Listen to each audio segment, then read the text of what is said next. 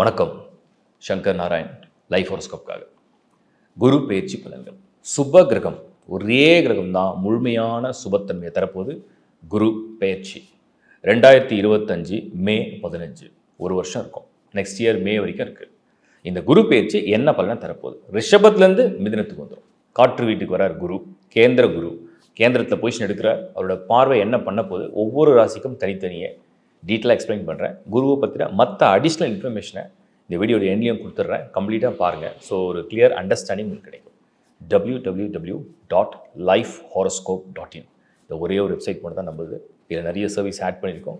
இது ரிலேட்டட் நிறைய வீடியோஸும் அப்லோட் ஆகிட்டே இருக்குது. பாருங்கள், சப்ஸ்கிரைப் பண்ணுங்கள், அண்ட் உங்கள் ஃப்ரெண்ட்ஸோட ரிலேட்டிவ்ஸோட ஷேர் பண்ணுங்கள். தேங்க்யூ. கடகராசி. குரு பெயர்ச்சி கடகராசியை பொறுத்த வரைக்கும் கரெக்டாக 12th ஹவுஸில் வந்துடும். 12ஆம் இடம் அப்படிங்கிறது விரயஸ்தானம். விரயஸ்தானத்தில் போய் குரு வரார். சுப விரயங்களை தருவாரா? மிதுன வீடு, காற்று வீடு. கடகத்துக்கு குரு யோக கிரகம், lord of 9 and lord of 6 and 9. ரோகாதிபதியாகவும் இருப்பார், பாக்கியாதிபதியாகவும் இருப்பார். அப்படிப்பட்ட குரு 12th ஹவுஸில் வந்தால் சுப விரயங்களை தரக்கூடிய குரு அப்படின்றத முதல் பாயிண்ட்டாக நான் இங்கே மார்க் பண்ணுறேன். கடகத்தை பொறுத்த வரைக்கும் சனி 8லிருந்து 9க்கு ஷிஃப்ட் ஆகிட்டார். ஸோ சனியால் தொந்தரவு இல்லை.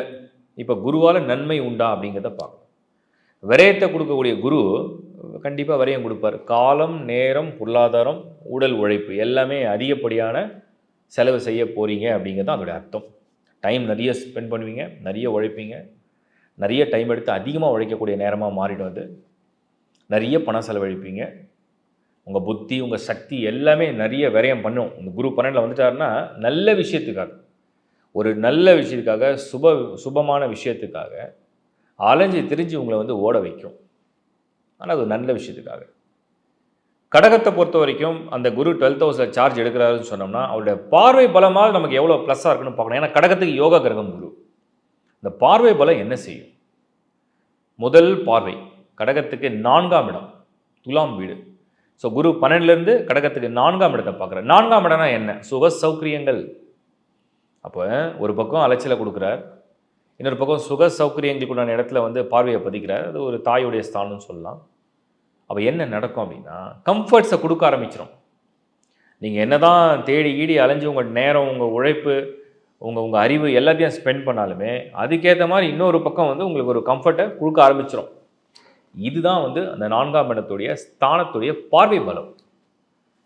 அடுத்தது தாயின் ஆசீர்வாதம். ஒருத்தருக்கு ஒரு அம்மாவுடைய ஆசீர்வாதம் கிடைக்கிறது மிகப்பெரிய வரம்.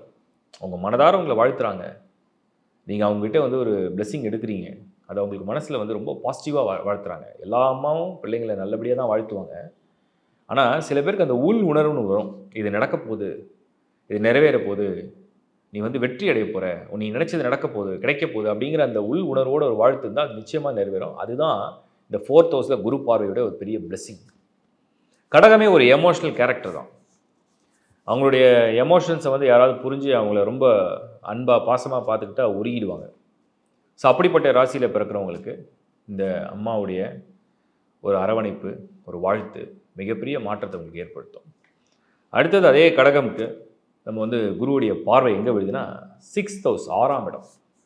இப்போ தான் உங்களுக்கு மெயின் பாயிண்ட். ஏன்னா குருவே உங்களுக்கு ரோகாதிபதி. அவரே கடன், நோய், எதிரி, அது உபஜயஸ்தானமாக வருது.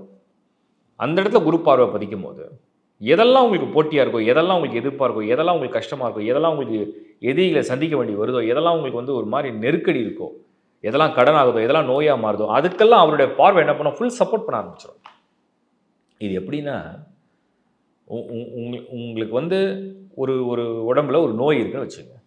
உங்கள் பக்கம் ஒரு நல்ல மருத்துவர் இருந்தால் அது என்னென்னு கரெக்டாக ஐடென்டிஃபை பண்ணுறாரு, டயக்னாஸ் பண்ணுறாரு, அதுக்கு ஒரு மெடிசன் தர, ட்ரீட்மெண்ட் கொடுத்தா நிவர்த்தி பண்ணிடுறாரு. ஸோ பிரச்சனையே வராதுன்றது இங்கே பாயிண்ட் இல்லை. பிரச்சனை வந்தாலும் அது நிவர்த்தி ஆகுதுன்னு தான் அதோடைய பலன். அதுதான் இந்த 6ஆம் இடத்து பார்வையுடைய பலம். உங்களுக்கு ஒரு கடன் வருது, அந்த கடன் எதுக்காகலாம் வரலாம். நீங்கள் ஒரு நல்ல விஷயம் பண்ணலாம், இல்லை வீணான கடனாக இருக்கலாம், இல்லை ஏதோ ஒரு ரிஸ்க் எடுத்தீங்க, ஒரு கடன் ஆகிடுச்சின்னு நினைக்கலாம். எப்படியோ ஒரு கடன் ஆகிடுச்சு. ஆனால் அந்த கடனை நிவர்த்தி பண்ணுறதுக்கு ஒருத்தருடைய சப்போர்ட் கிடைச்சா, ஒருத்தர் ஒரு பொருளாதார ரீதியாக அவங்கள பேக்கப் பண்ணால், அதுதான் இந்த 6th ஹவுஸில் 6ஆம் இடத்து பார்வை. உங்களுக்கு ஒரு போட்டி வருது, ஒரு காம்படிட்டிவ் எக்ஸாம் எழுத போகிறீங்க. அந்த போட்டியில் இப்போ போட்டியை தவிர்க்க முடியாது. ஆனால் அந்த போட்டியை வெல்றதுக்குண்டான எல்லா யுக்தியும் உங்களுக்கு தெரிஞ்சா, அதுக்குள்ள எல்லா புத்தியும் உங்களுக்கு சரியாக வேலை செஞ்சா வெற்றி. அது இந்த 6ஆம் இடத்து குருவுடைய பார்வையுடைய பலம். அடுத்தது இந்த குருவுடைய பார்வை எங்கே விழும் அப்படின்னு கேட்டிங்கன்னா, கடகத்துக்கு கரெக்டாக 8ஆம் இடம். உங்களுடைய 8ஆம் இடம் வந்து கும்பம். அந்த கும்பத்தில் குரு பார்வை விழுது. ஸோ பாருங்கள், 4, 6, 8. பொதுவாக குரு 5, 7, 9 பார்வை. பட் உங்களுக்கு 12th ஹவுஸில் இருக்கிறதுனால கடகத்துக்கு 4, 6, 8. 8 ஆல்ரெடி நான் நிறைய சொல்லியிருக்கேன். அதுவும் சனியோடைய வீடு.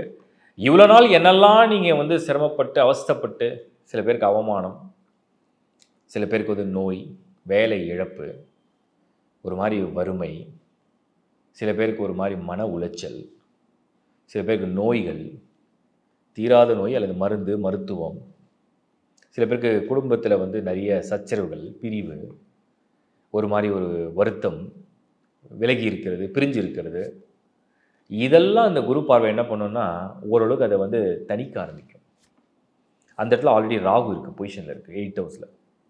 அப்போ ராகு இருந்தால் எப்படியாவது குழப்பம் ட்ரை பண்ணுவோம். குரு பார்வை குழப்பத்தில் ஒரு தெளிவை ஏற்படுத்தும். என்னெல்லாம் நீங்கள் அவமானப்பட்டீங்களோ, என்னெல்லாம் கஷ்டங்களை ஃபேஸ் பண்ணீங்களோ அந்த சனி 8ல் இருக்கும்போது, அதுக்கெல்லாம் நிவர்த்தி தரக்கூடிய பார்வை தான் இந்த குரு பார்வை. ஸோ கடகத்தை பொறுத்த வரைக்கும் ஆஹா ஓஹோ பிரமாதம், அது நடக்கும் இது நடக்கும் இப்படிலாம் சொல்கிறதுக்கு பதிலாக ஃபஸ்ட்டு உங்களுடைய அலைச்சலுக்கும் உங்களுடைய நேரத்துக்கும் உங்களுடைய பொருளாதார செலவுக்கும் உறுதுணையாக 4ஆம் இடம் வலு நிற்கும்.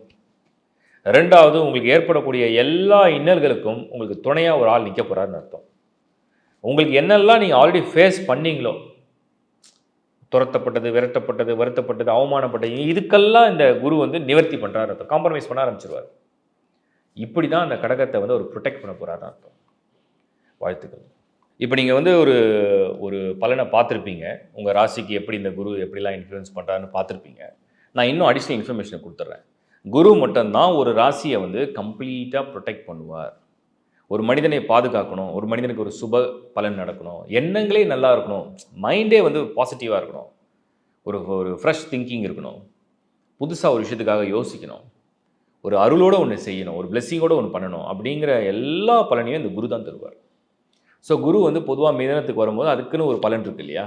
மிதனம் அப்படிங்கிறது புதிதாக ஒரு விஷயத்தை நம்ம தெரிஞ்சுக்கிறது, நம்ம அப்கிரேட் ஆகிறோம், அப்டேட் ஆகிறோம், டெக்னாலஜி இன்னும் வளரும், இன்னும் புதிதான ஒரு விஷயங்கள்லாம் அந்த உலகத்துக்கே வந்துடும். நிறைய மெசேஜ், தெளிவு, அறிவு வந்து இன்னும் தெளிவுன்னு அர்த்தம். அதுக்கப்புறம் எஜுகேஷன் ஃபீல்டை பொறுத்த வரைக்கும் இன்னும் வந்து அட்வான்ஸாக கோர்சஸ்லாம் டெவலப் ஆக ஆரம்பிக்கும். அந்த ஃபீல்டே ரொம்ப பெருசாக வளர ஆரம்பிக்கும். இது மெயினாக இன்ஃபர்மேஷன் ரிலேட்டடு. அதே மாதிரி வந்து எல்லாருக்கும் வந்து ஒரு விஷயம் வந்து ஷேர் ஆகும், ஸ்ப்ரெட் ஆகும். அந்த மாதிரி தான் அறிவு சார்ந்த எல்லா விஷயங்களும் எல்லாருக்கும் தெரிகிற ஒரு பிளாட்ஃபார்மை க்ரியேட் பண்ணும். அதுதான் ஜெமினியில் வந்து குரு வரக்கூடிய ஒரு சிக்னல். ஸோ இது பெரிய நெட்வொர்க் மாதிரி. முன்னாடி வந்து மொபைல் ஃபோன் ஒன்று கிடையாது. மொபைல் வந்த பிறகு எல்லாரோடையும் ஈஸியாக டெய்லி அந்த கான்வர்சேஷன் பேச முடிஞ்சுது. அப்புறம் வீடியோ கால் சேட்டிங் பண்ண முடிஞ்சுது. அதே மாதிரி எல்லாருக்கும் எல்லா விஷயத்தையும் ஈஸியாக மொபைல் மூலிமா நம்ம அப்டேட் பண்ணிகிட்டே வந்துட்டோம். இப்போ அதோடைய ரிலேட்டடாக இன்னும் அட்வான்ஸ் ஆகும். அதுதான் குரு வந்து ஜெமினியில் வரக்கூடியது. இன்னும் லேட்டஸ்ட் டெக்னாலஜிலாம் அப்டேட் ஆகத்தான். இதுதான் ஃபஸ்ட்டு இன்ஃபர்மேஷன். 2வது, குரு வந்து கேந்திரத்தில் வர கேந்திர குரு.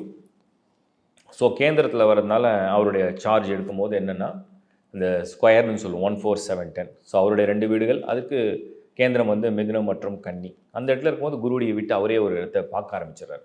அது ஒரு பெரிய அடிஷ்னல் பலம்னு எடுத்துக்கலாம். பொதுவாகவே வந்து காலச்சக்கரத்துக்கு 3rd ஹவுஸில் குரு வரும்பொழுது என்ன மாதிரியான பலன்களை தருவார் அப்படின்னு சொன்னோம்னா, பெரிய லெவலில் வந்து இந்த பிஸ்னஸ் எக்ஸ்பான்ஷனை பற்றின பிளானிங், அந்த பிளானிங் வந்து ரொம்ப வைடாக வர ஆரம்பிச்சிடும். இதெல்லாம் வந்து குருவுடைய இன்னொரு அட்வான்டேஜ். அதுக்கப்புறம் நம்ம வந்து பேர்த் சார்ட்டில் உங்களுக்கு நீங்கள் உங்கள் ராசிக்கு, அதாவது சந்திரன், அது வந்து நீங்கள் ஈஸியாக தெரிஞ்சுப்பீங்க. இப்போ மேஷம்னா 3, ரிஷபம்னா 2, மிதுனம்னா ஜென்மகுரு அப்படின்னு சொல்லிட்டு. பட் பேர்த் சார்ட்டில் உங்களுக்கு வந்து குருவுடைய பொசிஷன் எங்கே அப்படிங்கிறத நீங்கள் பார்க்கணும். அவுட் ஆஃப் 12 வீட்டில் ஒவ்வொரு இடத்துக்கும் குருக்கு ஒரு பலம் இருக்குது. மேஷத்தில் இருந்தால் ஒரு பலம் இருக்குது, ரிஷபத்துக்கு இருந்தால் ஒரு பலம் இருக்குது. இந்த முறை அது மிதுனத்தில் குரு இருக்கார். ஸோ உங்கள் ஜனன ஜாதகத்தில் குரு எங்கே இருக்கார் அப்படிங்கிறத பார்க்கணும். அதை விட மெயினாக இன்னொரு இன்ஃபர்மேஷன் சொல்லிடுறேன். குரு நான் ஏற்கனவே சொன்ன ஒரு பாசிட்டிவ் பிளானட். அவர் எந்த ஹவுஸில் போய் இருந்தாலும் ஆல்ரெடி அந்த வீட்டில் யாருக்காவது பிளானட்ஸ் இருந்துதான் கண்டிப்பாக சந்திரன், மிதுன ராசிக்காரங்களுக்கு சந்திரன் இருக்கும். மிதுன ராசியை சேர்ந்த எல்லாருக்குமே சந்திரன் இப்போ குரு வரதுனால அங்கே இருக்கும். சந்திரன் மேலே குரு பொசிஷன் எடுப்பார். ஸோ சந்திரன்னா மனசுனா ஆசை, விருப்பம்.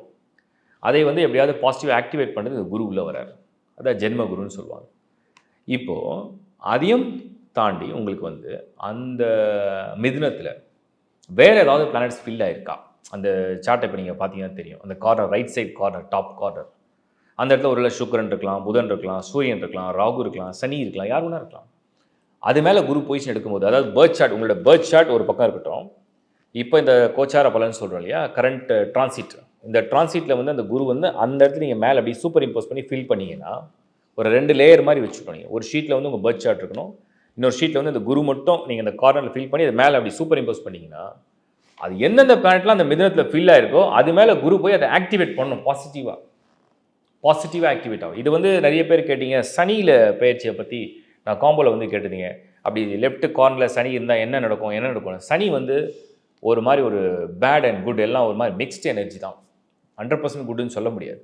ஸோ யாருக்கெல்லாம் அந்த லெஃப்ட் கார்னரில் இந்த சனி பயிற்சியை சொல்லும் போது சொல்கிறேன், அது நிறைய பேர் கேட்டதுனால, அந்த லெஃப்ட் கார்னரில் சனி இருந்ததுன்னா அது அவங்களுக்கு கொஞ்சம் ப்ரெஷர் கொடுக்கும்.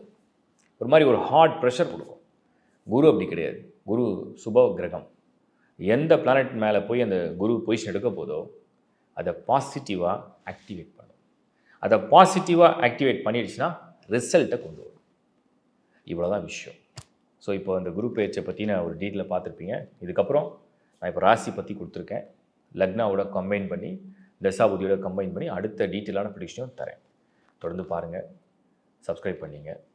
உங்களுக்கு வீடியோ பிடிச்சிருக்குன்னா லைக் பண்ணுங்கள், நண்பர்களோட உறவுகளோட ஷேர் பண்ணுங்கள். அதிகப்படியான இன்ஃபர்மேஷனை முடிஞ்ச அளவுக்கு உங்கள் கமெண்ட்ஸை பேஸ் பண்ணி தான் கொடுக்குறேன். உங்களுக்கு என்ன ஜென்யூனாக தோணுதோ கமெண்ட்ஸில் போடுங்க. தேங்க்யூ.